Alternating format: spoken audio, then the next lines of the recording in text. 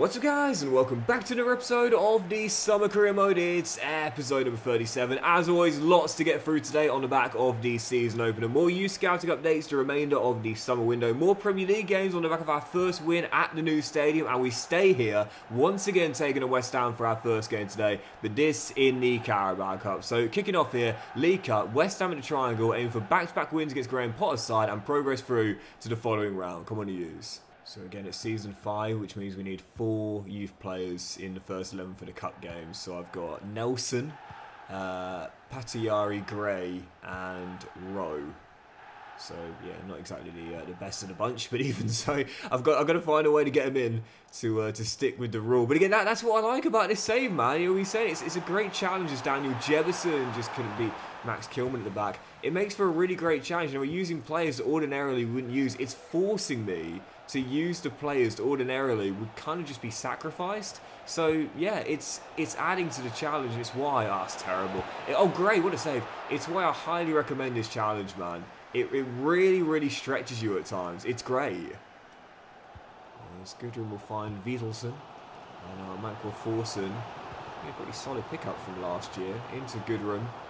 There's Jefferson. And there is Forsen. Takes his time. Should be one. And it is. Great save by Gray on one end. Great finish by Forsen on the other. Hughes lead 14 minutes in. That's why, as we said before, like the Youth Academy in career mode, really, you're kind of penalised for using it. And I must say, by the way, I'm really happy with this stadium choice. I definitely think I made the right one here. It's quite European, but a lot closer to the designs Oxford have in real life. But yeah, you're kind of penalised for using it due to how slow it can be for your youth players to start developing. As Rowe plays it across, and Spencer, why didn't you shoot? Tap in from 3 yards. Press the circle, but he just ignored me.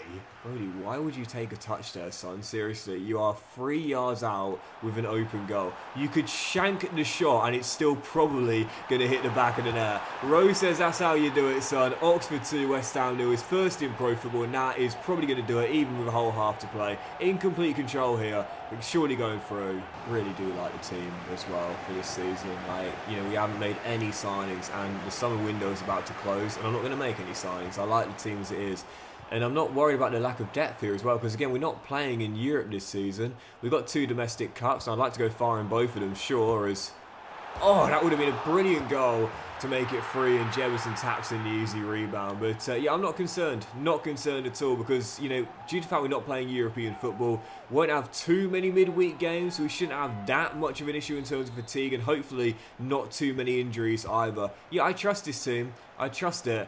And I'm hopeful that a couple of the youth players this season are really going to kick on. I know Lowe and Higgins always will, but as for Amin, Patayari, and even Rowe as well, I think this season too, I'm hoping for really quick growth between those players. Anyway, through to the following round, let's see what we got. So, last season we reached a quarter-final of the FA Cup. The year before that, we reached a quarter-final of both the FA Cup and the Carabao Cup. This season, my objective in the Cup, even though the board say we reached the last 16, is semi-final. I don't mind whether it's Carabao or FA. Obviously, primarily, or I should say primarily, hopefully the latter, because obviously it counts towards the objective and it's a more prestigious competition. But if it was to be the Carabao Cup, for example, we're joining against Coventry, well, now Premier League side in this save in the last 32, I'd still take it. I just want to get to the final 4 of a domestic cup this season. So deadline day is here, but we're going to skip straight through it. I trust the team. Big comes in for Dembele, but he's been alright since coming in a couple of years ago. I'll be keeping him with me until we get a good winger. Obviously, Butkus is probably going to take his place for the year afterwards, but I trust the team. We've got enough youth players to cover when we need to rotate for the cup games, and also, of course, the league games too, in order to fill the criteria. We don't need a lot of depth. Yep, I trust it. We're getting straight through deadline day and letting the cash carry over. Annoyingly, though, I haven't been able to loan out that Nepalese winger. We have had, as Luton put in a bid for coming, but we have actually had a few loan offers for him from EFL sides, but annoyingly, every single one has fallen through, and I don't know whether that's just because we have too many players out on loan. I think I counted 15 players that are out on loan right now. We're looking like Chelsea in the mid-10s, but I don't know if it's because we've just got too many, or because he's just too lowly rated at 57. I don't know why all those loans fell through. hopefully in January we'll be able to get him loaned out, but it does mean for the next 6 months he won't play at all. Bit of a shame, but not much I can do about that. And the big decision is, with a couple hours to go on deadline day, am I going to recall Butkus and throw him in or keep him out on loan? So I'm not sure if he'll have another overall spike for this season. He's grown 1, but I don't think he's going to grow, 12, 13 again? So, yeah, do I recall him and chuck him in place of Dembele or Dolan, or do I keep him out on loan for the year? I can't recall him in January because I know that'll mean the potential is going to drop no matter what. Tough decision, but I'm going to say no. His potential should not drop if he stays out on loan there for the whole year, but it may do coming back here, as we've seen with, well, every single one of our players, including Higgins and also Lowe, who have been the absolute best of the bunch as well. So I'm not going to gamble. As much as I want to use him, he does look like the chosen one. I'm not going to do it. So deadline day comes to an end. There's your top deals. You know that when new gens start moving around, that's when the save is becoming, let's just say, transitioned to the next period. Doku joins Eintracht Frankfurt, and Danny Olmo is back at RB Leipzig from Arsenal. I noticed that a lot in this year's career mode. Players will move to a club and then move back to their old club. But anyway, deadline day over, and that is going to do it. No signings in the summer window whatsoever for the first time in the save. And for the first time I don't know, but the last career mode I did, where I didn't make a single signing in a summer transfer window. Right, let's jump into the following game, but why would I make a signing right now? Brilliant start to the campaign, 2 wins in our first 3 games, into the next round of the Carabao Cup, and now taking on Brentford away at the G-Tech. Look, it's only 2 games into the league season, but right now we're in the top 4, so brilliant start as we travel to West London. First game of the Premier League today of many is try and build on its impressive beginnings of the campaign. Brentford away at the G-Tech. Come on to use. Alright, just about gets away from Patayari and the ex-Mönchengladbach man down this right-hand side. Does he want to cross the ball in? Yes, he does. It's a deep one. It's a free header for Miles Peart-Harris, and right before the break, the Bees lead. Well, I said it in the last episode, just like last year, I feel the trend is going to be the same. Away from home, shambolic. At home, really good. And Brentford as well have got to be my bogey team in this year's career mode, surely, man. Have I beaten them yet? I don't think I have, you know. I'm always losing to Brentford, man. Like, seriously. It's funny, every save I do, I've got a bogey team, and in this save for me, it is definitely Brentford. In my Plymouth save earlier this year, I beat Brighton once in about 16 times. I don't think I've beaten the Bees yet. As Amrabat finds Honorat, he'll have a go, Cumming makes the save, and it remains 1-0. I've done nothing in this game, man. Seriously, such a difficult one.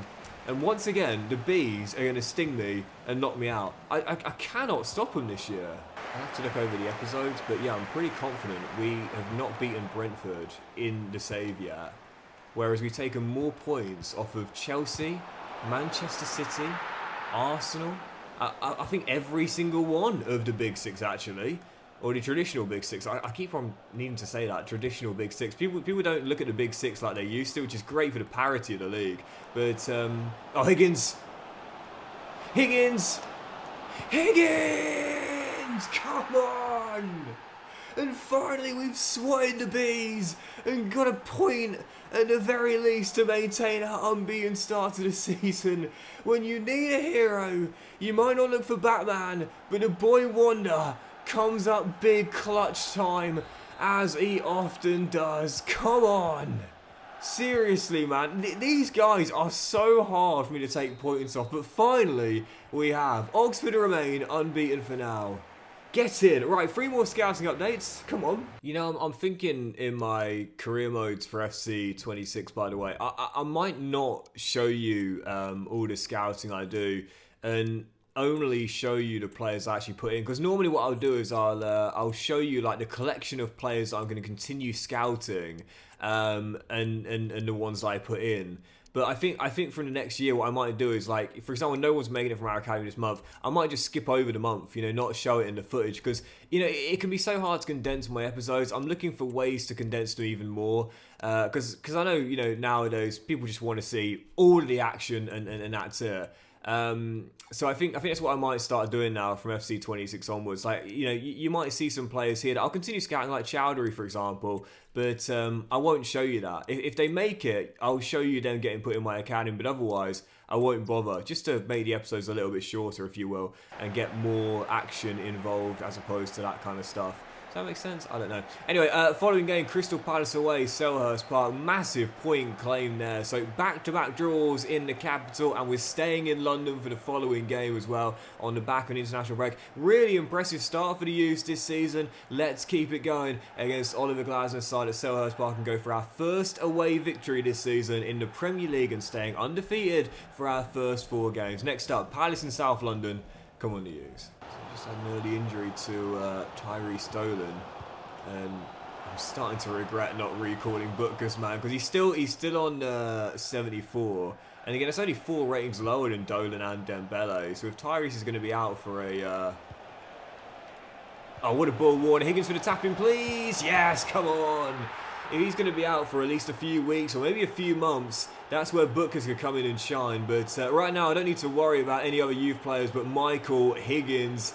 Well, it's going to be harder and harder and harder as the seasons go on to keep on adding an extra youth player in the starting 11. But if there's one man I don't need to worry about, it's Michael Higgins. He's a lock to start every game. Yeah, the more I think about it, I probably should have recalled Butkus, because if he came back in the summer, he's still got a full year of first team football, because he'll be a starter in this team ahead of Dolan or Dembele. And he's only a few ratings lower as well. And theoretically, he'd still grow at least 2 or 3 ratings this season, which he'll probably grow out on loan. But, you know, yeah, I don't know. Probably made a mistake there, but never mind. I mean, you know, technically, if I want to, I know technically I could just recall him now, you know, outside the summer window. There's no law against that in career mode, but we like to do things somewhat semi-realistically. Oh no, brilliantly done. Keeps it at 1-0.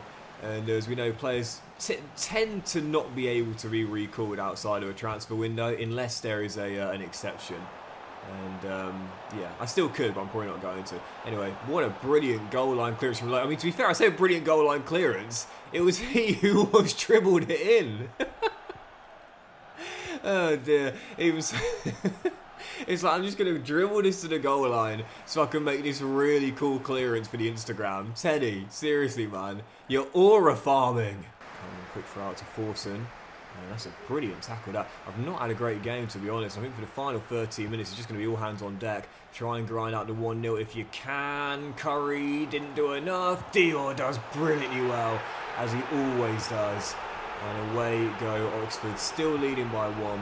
And yeah, for now, it's one of those games, man. It's one of those games. Just know when to put your foot on the ball. Don't push for more goals or more chances. Just see it out. And that's exactly what we're going to do with 7 minutes to play. Not our best, but finding ways to win. If we are going to have an outside shot at a European place this season, this is what we'll need to do. Understand when to shut up shop and put in a rearguard defensive effort. We've done it here away in South London. Massive 3 points for our first away win in the Premier League this season. Right, following game, back to the triangle where we are 2 from 2 in all competitions, and now taking on Coventry City. We've got them back-to-back in the league, and then the Carabao Cup, Leicester former, as we go for another 3 points here, making it 3 wins in our first 4 games in the Premier League. Excellent start. Let's keep it going. Next up, Frank Lampard's Coventry at the triangle.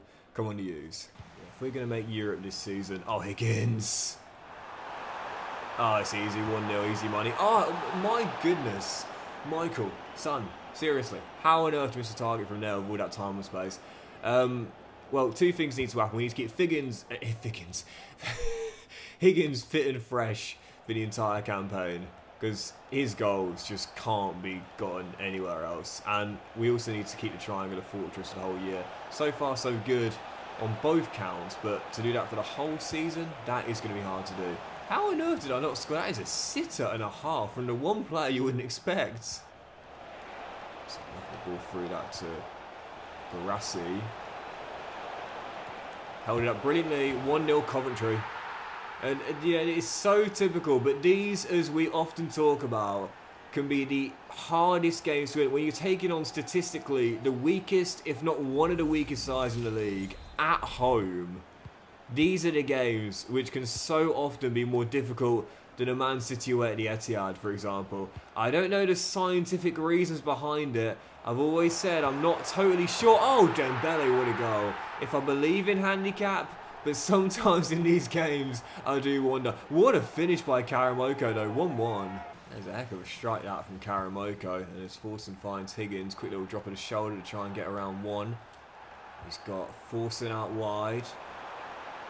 In the middle is Dembele. Quick offload. Higgins takes it in his stride. Ain't going to miss that one, that's for sure. And Higgins continues the sensational start to the season. 6 for the league already for the boy wonder. Charles through the gap. Coventry looking for a goal back. Cumming makes the save with 16 to go. Just like against Palace, it's all hands on deck for the remaining minutes. And just trying to see out the 1-goal victory. It's not convincing, it's not dominant, but listen, wins are wins, and I'll take 1-goal wins all the way to European football if possible. But Forster says, Gaffer, why don't we turn that 1 into 2? As he clips it in off the post to wrap it up. He's been a smart little pickup from Norwich, and that is going to do it. Oxford's fantastic start to the season continues. 100% of the triangle, still undefeated in all of our league games. And now, after this big win here against Frank Lampard's Coventry, we got them again here at the Triangle in 3 days' time as well. So we'll jump straight into it. Following game on the back of the big win here. Coventry again, this time in the League Cup, with a chance to make the last 16. As this year, like I said, I want a semi-final place. Let's not make sure we go out here and make the quarterfinals. Following game, Coventry at home again in the Cup. Come on, the U's. My objectives for this season are a semi-final place in either cup competition, preferably both, and a top 10 finish in the Premier League. I know the board have said qualify for the Europa League. It's not going to happen. It's not going to happen. I don't think so, at least. Great start, but maintaining this for the entire year, very unlikely. But yeah, that to me will do me fine. Taking it in stages, man. Got to be realistic. As Rowe's shot, I think deflected towards the near post. And it remains at 0-0 for now. That season for me, our 3rd year in the Premier League, will be seen as quite a solid one when you consider the limitations we've got with the youth player rule as well. Tyree Stolen, back from injury, bends one. And as the clearance will drop to Forson. Masengo, Warner, 1-0. Great finish. And again, he is one of those youth players we need quick growth from this season. Oxford in front, 20 in. That's the final 2 minutes. Just seeing the game out here. Just holding on to that ball and going to grind it out. And I'll say it once again, it's not our most convincing or dominant by a long shot. But a win is a win, and I will take 1-goal victories all the way to a cup final and European football if it came down to that. Yeah, every fan wants to watch their team play brilliant football, but at the end of the day, it's a results business, and no one is going to mind, as that was almost a second, if the wins are unconvincing. If you win all of the games, no one is going to mind that at all. Oxford United's fantastic unbeaten run to the season continues. We are into the last 16 in the Carabao Cup. 1-goal victories or not, wins are still wins. Let's see what we've got in the next round and then play our final game today. Yeah, at the end of the day, like, you just want to see your team win. You know, of course you want to see them play good football, but more than anything, you want to see them win. You know, I think with Russel Martin as well at Rangers right now, the terrible start they've had to the season, man. Now, I feel for the Rangers fans because not a great beginning to the campaign for them. In fact, I think it's one of their worst in modern history. We've got Liverpool away at Anfield in the last 16. Can't just getting through that. But whilst Martin's always had this kind of reputation of playing good possession-based football, ultimately, I don't think the Rangers fans would mind if he scrapped that in order for them to start getting results. And a win today in the Old Firm derby for sure is what they're really hoping for after a really tough start to the campaign. Football is a results business at the end of the day. Of course you want to see good football, but most important thing is you get the wins on the board. Right, following game, I'd love another win on the board here as well. Our final one today, Leicester away at the King Power. By the way, Leicester City, what a start to the season for them in the Championship, man. Really impressive beginning after their relegation last year. And how good do those young talents look as well. Monga, I thought, was great after coming off the bench on Friday night in their win against Birmingham. Now taking on here at the King Power. It's such a shame that 16-year-olds don't often feature in career mode, as we know, but heading into this game here, another 3 points for our young youths, and we could go into second place. Final game today, Leicester at the King Power. Come on, the youths. Yeah, the 2 young lads Leicester had on Friday night, Louis Page and Monga, both 16 years old. Both I think, got the assists for the 2 goals Leicester scored, but can't feature in this game because they're not in the game, they're not in career mode due to being so young.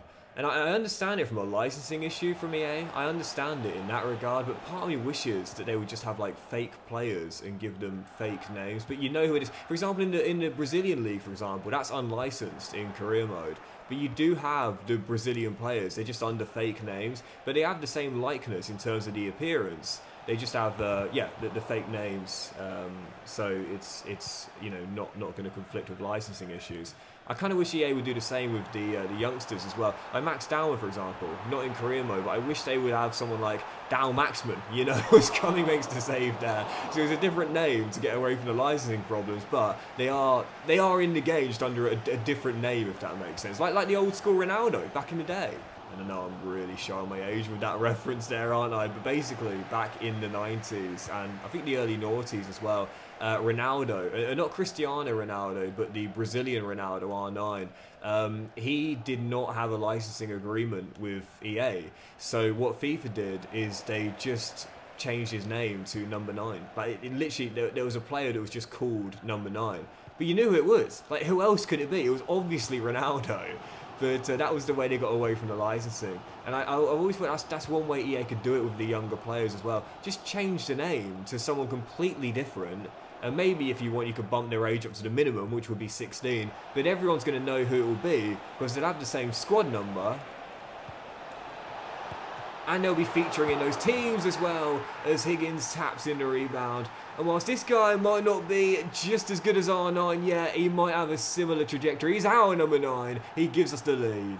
Well, once again, it's what you call an unconvincing performance from Oxford United. But like we said earlier, wins are wins and football is a results business after all. 1-goal victories all the way would still have you coming out on top. And right now, we're feeling like we're on top of the world right now in the top 4 and unbeaten after our first 6 games. But that'll do it for today's episode of the Summer Career, guys. Big fan of what you enjoyed it. If you have, then please do drop a like. If you all have a fantastic day, I'll return in the next one with more youth scouting, the last 16 in the Carabao Cup, and more games in the Premier League. Right now, only 2 points off the league leaders, Liverpool. Long way to go though, Doxy boy. Keep it calm. Have a great day. Much love, and I'll see you for the next episode very soon.